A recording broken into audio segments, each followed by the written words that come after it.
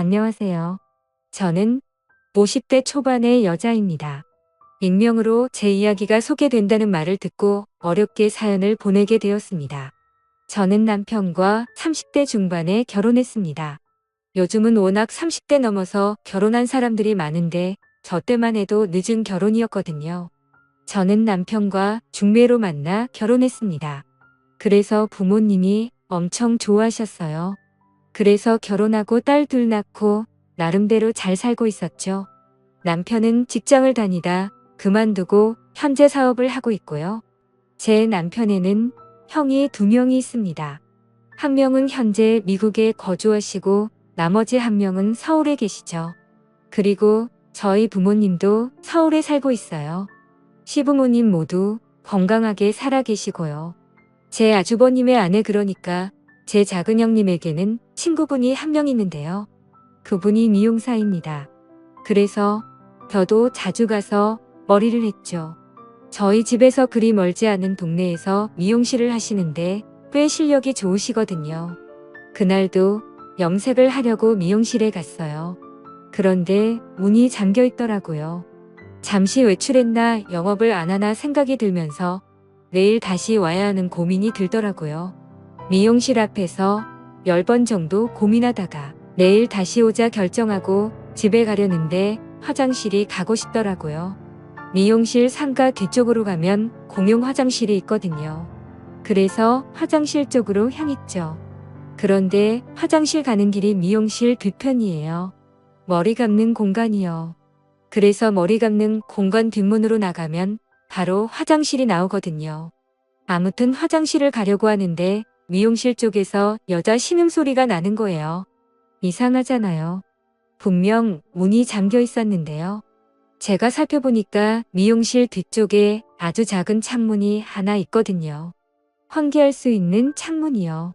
그 창문이 아주 살짝 열려 있더라고요. 그래서 까치발을 들고 그 창문으로 미용실 안을 들여다봤죠. 근데 작은 형님 친구분이 거기에서 웬 남자랑 그 짓을 하고 있는 게 아니겠어요? 머리 감는 그곳에서 남자랑 아주 난리가 났더라고요. 그 친구분은 당연히 유부녀예요. 아이도 하나 있고요. 그 아이를 실제로 본 적도 있어요. 기가 막히다고요. 유부녀가 미용실 문 잠가놓고 웬 남자랑 그 짓을 하고 있으니까요. 근데 그 남자가 왠지 낯이 익었습니다. 그래서 아주 자세히 얼굴을 봤는데 아니 글쎄 저희 작은 아주버님이 아니겠어요? 그러니까 작은 아주버님이 와이프 친구랑 바람을 피우고 있는 장면을 제가 목격한 겁니다. 너무 놀라서 순간 저는 악하고 비명을 질렀어요. 저도 모르게 나온 소리라 당황했죠. 그런데 그 순간 작은 아주버님이 고개를 돌려서 창문 쪽을 바라보는 게 아니겠어요? 그 바람에 작은 아주버님이랑 눈이 마주쳤죠. 저는 눈이 마주치자마자 냅다 도망을 쳤습니다. 바로 택시를 타고 저희 집으로 갔죠. 한 10분 후에 작은 아주버님이 전화를 하시더라고요. 당연히 받지 않았습니다. 그런데 막 10번이 넘어가도록 전화를 하시더라고요. 당연히 다급하셨겠죠. 바람 피우는 모습을 제게 들키셨으니까요. 그래도 받지 않았습니다. 너무 떨리고 심장이 쿵쾅거려서 받을 수가 없더라고요. 그렇게 전화를 계속 받지 않자 문자가 왔더라고요. 전화 좀 받아달라고요. 이야기 좀 하자고 하더군요. 저는 문자도 무시했습니다. 머리가 복잡해서 도무지 아무런 답장도 할 수가 없었어요. 그냥 남편 얼굴 보기도 민망하더라고요. 남편이 유독 작은 아주버님이랑 많이 닮았어요. 그래서 남편 얼굴 볼 때마다 작은 아주버님이 그 친구분이랑 그 짓을 하고 있던 광경이 생생하게 떠올랐습니다. 작은 아주버님은 제가 전화해도 받지 않고 문자도 무시하니까 아주 속이 타셨나 봐요. 저희 집으로 평일에 출근도 하지 않고 직접 찾아오셨더라고요. 처음에는 아예 문도 열지 않으려고 했는데 작은 아주버님을 계속 문 앞에 세워두는 것도 예의가 아닌 것 같아서 문을 열어드렸습니다. 생전 그분이 저희 집에 오시지도 않고 오신다고 해도 뭐 사가지고 오시는 분이 아닌데 그날은 글쎄 과일 바구니를 들고 오셨더라고요. 세상 친절한 웃음을 지으면서 과일 바구니를 저에게 주셨습니다. 남편이랑 같이 먹이라고요. 저는 들어오시라고 하고 커피를 한 잔 타드렸습니다. 작은 아주버님은 뜨거운 커피를 거의 원샷 하시더니 제게 물으셨습니다. 다 봤냐고요. 저는 시치미를 뗐죠. 무슨 말인지 모르겠다고요. 그랬더니 저랑 눈 마주쳤잖아요. 라고 하더라고요. 저는 모른 척할 수가 없어서 이실직고 했습니다. 다 봤다고요. 실망이라고도 했습니다. 어떻게 다른 사람도 아니고 작은 형님 친구분이랑 그런 짓을 벌일 수가 있으시냐고. 당장 정리하라고 했죠.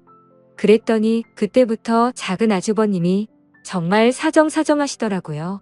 한순간에 실수였다고요. 심지어 그 친구분이 본인을 계속 아주 작정하고 유혹했다고 했습니다. 자기는 안 된다고 거절을 했는데도 계속 작정을 하고 달려들었답니다. 여자가 그렇게 달려드는데 버틸 남자가 어디 있겠냐면서 실수했다고 하시더군요. 바람이고 뭐고 그런 것도 없었다고요. 이미 정리된 관계라고요.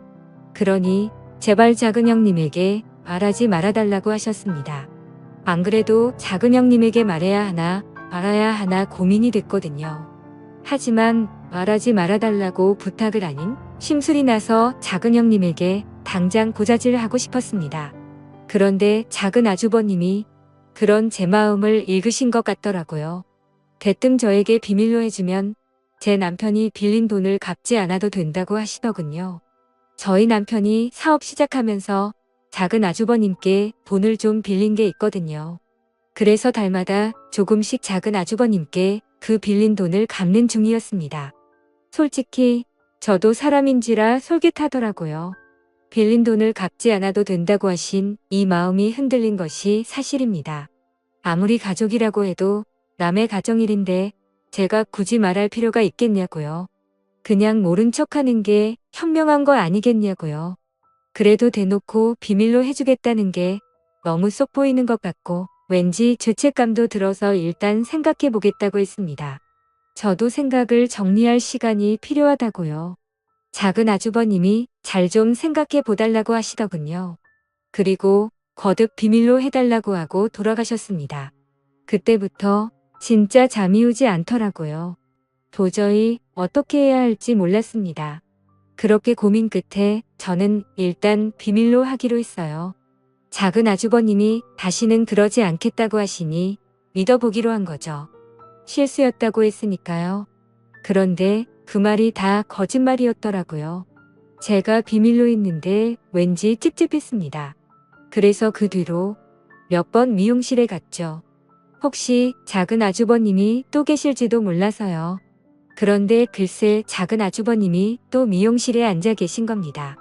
작은 아주버님이 그 친구분이랑 커피를 마시고 계셨는데 아주 다정해 보이더라고요. 누가 봐도 사랑을 나누는 연인 사이였습니다. 그 모습을 보고 바로 다음 날에 작은 아주버님께 전화해서 따졌죠. 친구분이랑 만나고 계신 거 다 봤다고요. 왜 거짓말 하시냐고요. 왜 정리를 안 하세요? 그랬더니 아주버님은 정리를 하려고 했는데 그 친구분이 자기랑 헤어지면 죽겠다고 했답니다. 그래서 도저히 정리할 수가 없었대요. 그런데 시간을 주면 반드시 정리하겠다고 하시더군요.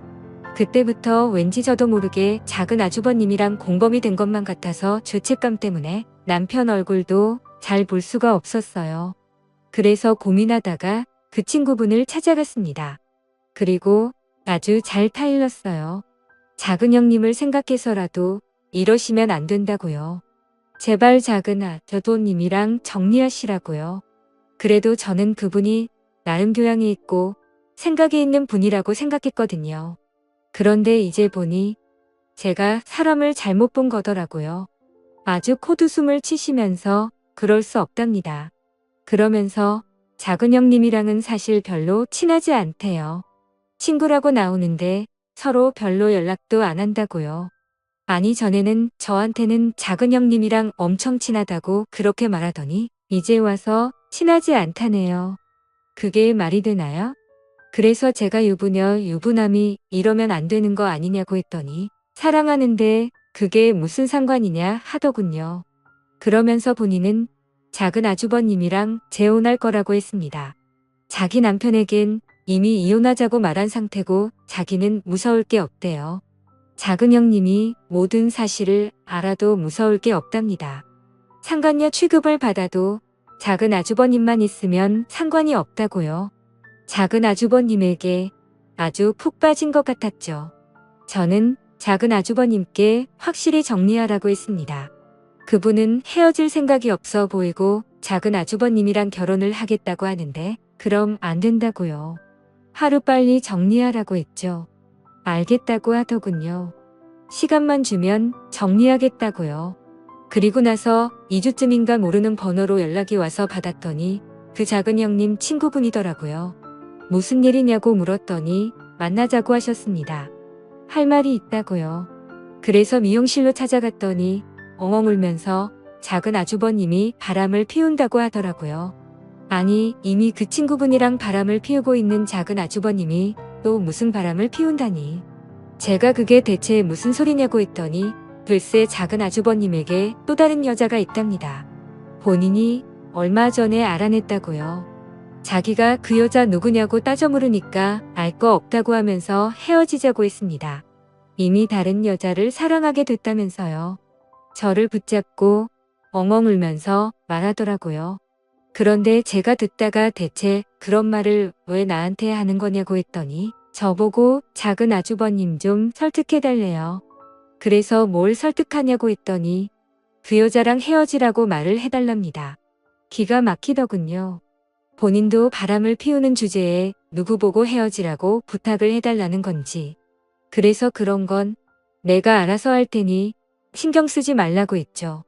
이제라도 정신 차리고 본인 가정에 충실하라고요. 그 후 집에 들어왔는데 기분이 좋지가 않더라고요. 그래서 작은 아주버님께 전화를 해서 제가 들은 부분을 모두 물었죠. 작은 아주버님은 사실이 아니라고 하더군요. 그 여자가 모두 꿈이 하는 말이라고요. 자기가 헤어지라고 해서 앙심을 품고 그런 거짓말을 한 거라고 하셨죠. 그런데 제가 느끼기엔 거짓말 같지는 않았거든요. 정말 슬퍼하면서 울었으니까요. 정말 진심으로 하는 말 같았습니다. 저는 작은 아주버님이 또 다른 여자와 바람을 피우고 있다고 확신했습니다. 이쯤 되니 모르는 척하는 것도 죄스럽겠더라고요. 그래서 남편에게 모두 말했습니다. 그동안 있었던 일을 전부 말했어요. 당연히 남편은 화를 냈죠. 왜 이제야 말하는 거냐고 엄청 뭐라고 했습니다. 저보고 그 돈 안 갚아도 된다고 해서 흔들린 거냐고요. 솔직하게 말했죠. 흔들렸다고. 그래도 이제라도 정신 차리고 사실을 말하는 거라고요. 남편이 작은 아주버님께 전화를 해서 정말 엄청나게 뭐라고 하더라고요. 서로 고성이 오고 갔습니다. 휴대폰 너머로 작은 아주버님이 신랑에게 욕을 하는 소리도 들렸고 아주 난리가 났어요. 작은 아주버님은 저희 신랑한테 신경 끄라고 하시더군요. 남편이 작은 아주버님께 한 소리 했지만 막상 작은 형님에게 말하는 건 꺼려했습니다. 본인 입으로 도무지 말할 수가 없대요. 저도 마찬가지고요. 그래도 저는 역시 말해야 한다는 생각이 들었습니다. 만약 제가 작은 형님이었다면 저는 저에게 말해주기를 바랬을 테니까요.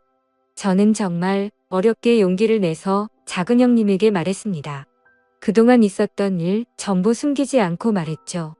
작은 형님이 그동안 작은 아주버님이 외도를 감추고 있었던 걸 알면 저를 죽을 때까지 보지 않겠다고 하실지도 모르지만 있는 그대로 말씀드렸어요. 그런데 작은 형님은 이미 알고 계시더라고요. 친구분이랑 바람을 피운 것도 알고 계시고 다른 여자랑 바람이 난 것도 알고 있었어요. 심지어 다른 여자가 누구인지도 알고 있더라고요. 글쎄, 회사 경례랍니다. 나이가 40대 초반이래요. 10살은 넘게 차이가 나는 여자랑 바람이 난 거죠. 더 기가 막힌 것은 바람이 이번이 처음이 아니라는 겁니다. 결혼 생활하면서 작은 아주버님이 엄청 많은 바람을 피웠다고 하더라고요. 그걸 알면서도 작은 형님은 지금까지 모른 척 눈 감아준 거였고요.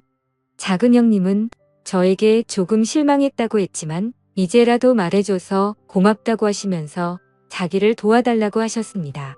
어떻게 도와주냐고 했더니 자기 계획을 말씀하시더라고요. 알고 보니 이미 작은 형님은 많은 부분을 계획하고 계셨죠. 일단 작은 아주버님이 작은 형님 이름으로 구매했던 아파트 2채를 모두 형님이 파셨대요. 작은 아주버님이 사업을 하면서 돈을 조금 모으셨거든요. 그런데 세금을 내야 하니까 작은 형님이 이름으로 아파트를 산 거죠. 그래서 작은 형님이 그 아파트를 몰래 판 거고요. 작은 형님은 작은 아주버님 몰래 이사를 하실 계획이었어요. 아무도 모르는 곳으로 몰래 떠나실 계획이었던 거죠. 그런데 그러려면 작은 아주버님이 오랫동안 집을 비우셔야 하는데 정말 작은 아주버님이 엄청난 짠돌이였거든요. 그래서 꼭 점심도 집에 가서 드세요. 웬만하면 외식도 잘 안 합니다. 기가 막힌 건 지금까지 수많은 여성들이랑 바람을 피워도 그 여자들이랑 여행 한 번 안 갔답니다. 평소에는 밥도 항상 집에 와서 먹고요. 저는 그런데도 어떻게 바람을 피울 수 있는지 신기하더라고요. 아무튼 그래서 작은 형님은 작은 아주버님이 오랫동안 집을 비울 신반이 있어야 한다고 하셨어요. 그동안 포장 이사를 불러서 이사를 해야 하니까요. 엄청난 계획을 저보고 도와달라고 하시더군요. 도와주면 지금까지 침묵했던 부분을 모두 용서해주겠다고 하시면서요. 고민이 많이 되었습니다. 나중에 일을 제가 도와준 걸 작은 아주버님이 알게 되면 큰일이잖아요. 그런데 다른 한편으론 작은 형님을 도와드리고 싶더라고요. 같은 여자여서 도와드리고 싶었습니다. 그래서 남편 모르게 작은 형님을 도와드리려고 고민을 하다 남편을 이용했어요. 낚시를 좋아하거든요. 그래서 작은 아주버님 데리고 낚시를 다녀오라 했습니다. 남편이 고민하다가 그러겠다 하더군요. 물론 작은 아주버님이 처음에는 가지 않겠다고 하셨어요. 남편이랑은 평생 보고 싶지 않다고요. 그래서 반협박을 했죠. 우리 남편이랑 낚시 가서 화해하지 않으면 작은 형님에게 모든 사실을 말하겠다고요. 그렇게 말하는데 안 갈 수가 있나요? 가겠다고 하더라고요. 그래서 아무것도 모르는 남편은 작은 아주버님을 데리고 낚시를 갔습니다. 작은 아주버님이 저희 남편이랑 1박 2일로 낚시를 하는 사이 작은 형님은 이사를 했습니다. 포장 이사를 불러서 이사를 했죠. 아무도 모르는 곳으로요. 심지어 저에게도 알려주시지 않았어요. 나중에 어른이 되면 자리를 잡고 나면 알려주겠다고 하셨죠. 그렇게 작은 형님은 떠나셨습니다. 당연히 집안이 뒤집어졌죠. 작은 아주버님 입장에서는 얼마나 황당했겠어요. 낚시를 마치고 돌아왔는데 와이프가 짐을 모두 빼고 떠나버렸으니까요. 작은 형님에게 전화를 해봤는데 없는 번호라고 했답니다. 정말 증발해버린 거죠. 작은 아주버님이 저에게 전화해서 엄청 난리를 피우셨어요. 혹시 알고 있었냐고요. 저는 당연히 몰랐다고 했죠. 시치미를 떼면서 몰랐다고 했습니다. 어떻게 그런 일이 있을 수 있냐면서 놀라운 척했죠. 황당한 건 남편도 마찬가지였어요. 저보고 진짜 아무것도 몰랐냐고 하더라고요. 저는 당연히 모른다고 했고요. 나중에 작은 아주버님이 작은 형님이 아파트 2채를 판 사실도 알게 되셨어요. 남편 말로는 작은 아주버님이 오열을 했다고 하더라고요. 나라를 잃은 사람처럼 통곡을 했다대요.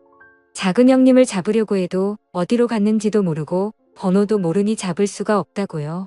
그리고 나서 한 달 후쯤인가 작은 형님이 저에게 전화를 하셨더라고요. 본인은 아주 잘 지낸다 했습니다. 현재 지방에 계시다고 했어요. 어디 지역인지는 말씀해주지 않으셨고요. 나중에 작은 아주버님이랑 정리가 되면 말씀해주겠다고 하셨죠. 저는 작은 아주버님이랑 연락은 해보셨냐고 여쭈었더니 하셨다고 하시더군요. 작은 아주버님이 아주 난리가 났었다대요. 도대체 어디냐고 했답니다. 본인 돈 가지고 오라고요. 작은 형님은 그냥 이렇게 살자고 했답니다. 굳이 이혼할 필요 없다고요. 각자 이렇게 떨어져서 각자 인생을 살자고요. 그렇게 하는 것이 더 편할 것 같긴 하겠더라고요. 차라리 이혼을 하는 게 낫지. 작은 아주버님이 절대로 안 된다고 돌아오라고 했지만 소용없었죠. 돌아갈 생각이었다면 애초에 작은 형님이 그런 계획을 세우지도 않았을 겁니다. 그 일로 인해 작은 아주버님은 지금까지 바람을 피셨던 것을 시부모님께도 들키게 되었습니다. 그래서 또 한바탕 난리가 났었죠.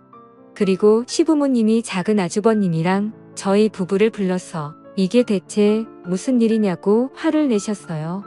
그리고 작은 아주버님에게 지금까지 밖에서 어떤 짓거리를 하고 돌아다니길래 이런 사단이 난 거냐고 하셨죠. 시아버지께서는 너 같은 자식 필요 없으니 다시는 본인 눈에 보이지 말라고도 하셨어요. 그 소식이 미국에 계신 큰 아주버님에게도 들리셨나 봐요. 당연히 큰어머니께서 말씀을 하셨겠죠. 남편 말로는 큰 아주버님이 작은 아주버님께 전화를 해서 엄청 욕을 하셨게요. 부끄럽다고 하시면서 평생 반성하며 살라고 했답니다. 재수씨 괴롭히지 말라고요. 그냥 그렇게 살라고 했답니다. 작은 아주버님도 큰 아주버님에게는 꼼짝 못해요. 그래서 그 말 듣고 더 이상 작은 형님을 괴롭히지 않는 것 같더라고요. 어느 정도 상황이 정리가 되니까 작은 형님이 아무에게도 말해주지 말라면서 사는 곳을 말씀해 주셨습니다. 작은 형님은 제주도에 계셨죠. 작은 형님은 작은 아주버님이 자신이 사는 곳을 알 수 없도록 작은 형님, 어머님 이름으로 집을 구매했다고 했습니다. 그래야 절대 모른다면서요. 그래서 전 남편에게 친구들이랑 놀러 간다고 말하고 작은 형님을 보러 제주도에 갔었어요. 형님이 편안하게 사시는 모습을 보니 안심이 되더군요. 저는 남은 인생을 편하고 즐겁게 보내시라고 했죠. 가끔 이렇게 찾아오겠다고요. 작은 형님은 흔쾌히 그러라고 하셨습니다. 남편은 제가 작은 형님이 어디에 있는지 알고 있다는 사실을 눈치챘는지 저에게 가끔씩 물어봅니다. 작은 형님이 대체 어디에 있냐고요. 서로 연락하고 지내는 거 다 안다고요. 저는 절대로 모른다고 했죠. 절대로 알려고 하지 말라고요. 계속 묻다가 제가 말을 하지 않으니까 더는 물어보지 않더라고요. 돌이켜 생각해보면 후회되고 부끄럽습니다. 진작에 작은 형님에게 사실을 말하지 않은 부분이요. 그것만 생각하면 정말 얼굴이 화끈거려요. 작은 형님은 그럴 수 있다고 본인이었어도 말해주는 게 어려웠을 거라고 다 이해한다고 했지만 그럼에도 부끄러운 것은 사실이에요. 그나마 일이 이렇게 잘 끝나서 다행이죠. 제 이야기를 들어주셔서 감사합니다. 집안에 좋지 않은 일이라서 말을 꺼내는 게 조심스러웠어요. 제가 잘못한 부분도 있으니까요. 하지만 같은 여자로서 통쾌한 부분이어서 이렇게 익명으로 사연을 보내게 됐습니다.